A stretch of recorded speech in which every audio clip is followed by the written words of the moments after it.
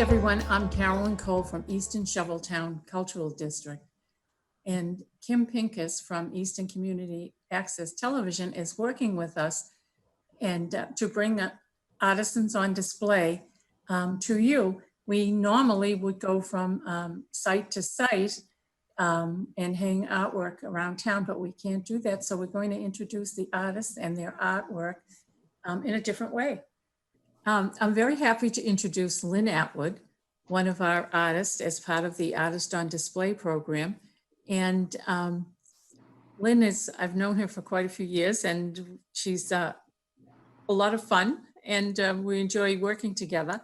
And a lot of questions that come up that people have been asking you, and you wanted to kind of cover that a little for COVID-19. How has it affected you as an artist? Well, it's affected me quite a bit, but not necessarily in a bad way. I found that art became therapy because I was able to get into a painting and block everything else out and just be hyper focused on whatever I was doing. And I have a painting that's sort of exemplifies that. I don't know, should I show it now or wait or? Yeah, if you show it now, because it might be a good way to show your style and. All right, I don't know if you can see it clearly. Yeah. Okay, it is, I call it a forest of gladiolas. It is a very, very, very complex painting, and because the coloration of the flowers is so similar, I had to keep my finger on what flower I was working on. Otherwise I literally got lost in the painting. And I just worked for hours and hours and hours on the drawing and the painting itself. And it felt like I was growing them. It just seemed like they blossomed. And that really helped me to just block everything else out, which was lovely. So that's one way that I was affected, because I had a lot more time to just delve into it and forget to eat and forget to do everything because I was working on it. So, show it again. Can you show it again so that the people can see really how complex? I mean, you can see how, it's very complex. Each piece is each flower. I shouldn't have plastic on it because I didn't realize it was, but you can see if I put it down like this. Yes. It's just a profusion of flowers. And I learned that the plural of gladiola is gladiolus. Who knew? I know. Learn something new every day. Yes. So did you find yourself painting more during the quarantine, or did you find yourself painting more intensely, or making using more intense pieces? Both? So here's something that's the opposite of the gladiolus. Okay. I have a friend who's a digital photographer, and I was seeing her photographs on Instagram, and I asked her permission to create paintings from them. And she said, I'm honored, which I thought was very sweet. And so she sent me these photographs and I turned them into paintings. Now this is the polar opposite. This is dramatic and simple, 2 figures, colorful background. I did them small. They were like 8 by 10s, and I worked them up in a couple of hours, and I did a whole series. So this was kind of like painting but resting. So I went from the complex flowers to, something that's fairly simple but dramatic. So I had a lot of fun with these. The silhouette is different for your art. I've never seen you do silhouettes like that. I've never done it before. And here's another one. I love this one because it's this little guy and the giant ocean, and he's fearless, and he looks like he's just trying to embrace it. Yes, he does. Yeah, he's just like arms outstretched. He wants to hug that wave. So, excuse me. And then I've got one more of those.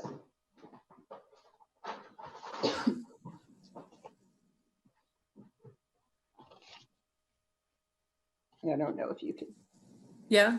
Oh, yeah, I can see that very clearly. So this friend of mine went to the Everglades in Florida at sunset, She has a telephoto lens. And I asked her if she snuck up on all these people, at dark and scared them. And she said, no, I have a telephoto lens. She took these wonderful pictures.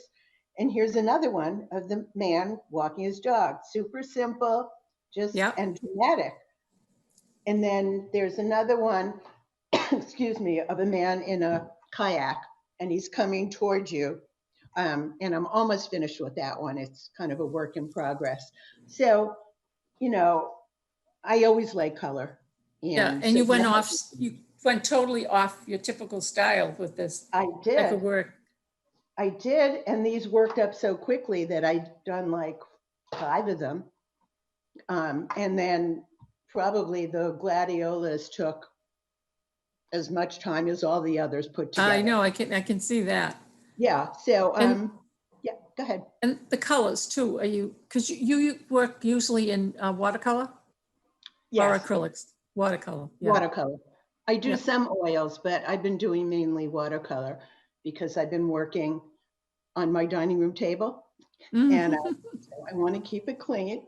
So I've been working in watercolor, and my colors are always vibrant.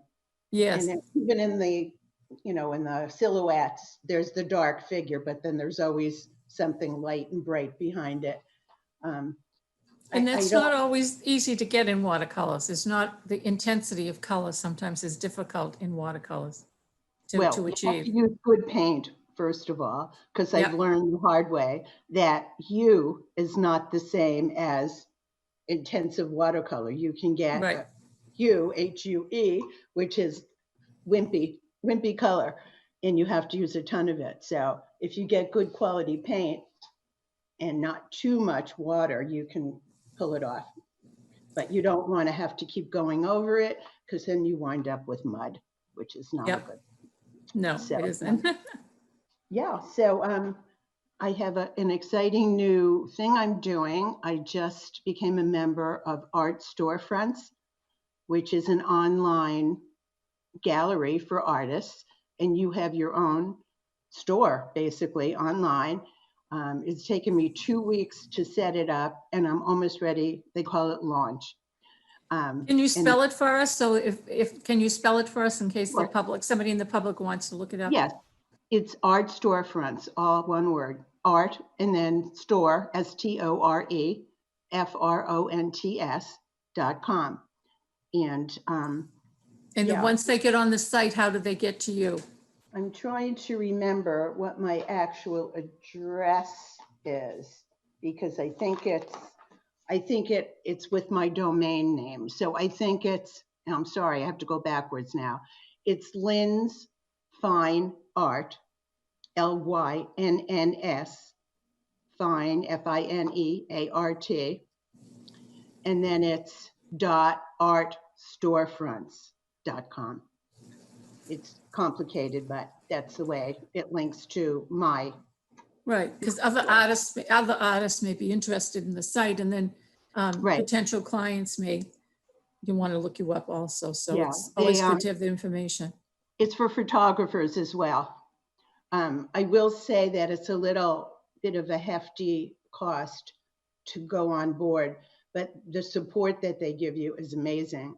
The people are extremely knowledgeable and just help you through it. And now I'm gonna get to the fun part, hopefully, which is the marketing piece of it. And it's like taking a marketing course. There's Zooms, there's workshops, there's chats, there's a private Facebook page associated with it. It's really well done, and I really vetted it and studied it, and I was convinced that it was a good move, and hopefully it will pan out. But Right. you have to be patient. You can't expect miracles. Now, is there any goals that you have in the near future? Are you working on a series of paintings? Are you going to stick with your new style, or? I have a number of other silhouettes that I want to continue painting, again, small, and I think they would look beautiful, matted and framed Mhm. alike, and then hung in groups. So I'm trying to get like numbers of them so people can sort of pick and choose. So I'm doing that. And I actually did a painting, and I didn't mean it to be a COVID painting, but it turned out that it kind of makes sense for what's been going on. It's three little girls, and you see the back of them, and they're looking out a window. It was an observatory. And you just see the back of them, and they've got their hands pressed up against the glass. And, they're kind of looking outside. Again, it was before COVID, but when I saw it, I thought, that just looks like something that could happen now because they're I on the know, inside looking exactly. out. So I had fun doing that. I'm going to take a mixed media class this summer. I've never done that before, where you take some of your old watercolors that you're not happy with and you reinvent them, with you can use fabric, you can use all different media. I'm sure you can use magic marker, you can use watercolor, and you use what you have to create something different. Well, that sounds like kind of a fun thing to do, a fun It class does. to take, because you're really kind of exploring your creativity in a totally different way. Totally But different. it's interesting when I've artists that work a lot in mixed media. It's amazing how you could give everybody the same pieces of material to work with, Right. and they create something. Everyone's creates something differently. Right. It's a great thing. Well, it I'm was pretty wonderful. literal, so it Yeah. has to look like something that I can identify with. I can't just do abstract. It's just not in my wheelhouse. But Yeah, that's everybody's different, and that's what makes an artist, the difference. yeah, Well, it was yeah. wonderful talking to you today, and have a wonderful 4th of July. And Thank you. and I'm sure we'll see you on the cable station. Take Thank care you. now. Yeah. Bye bye.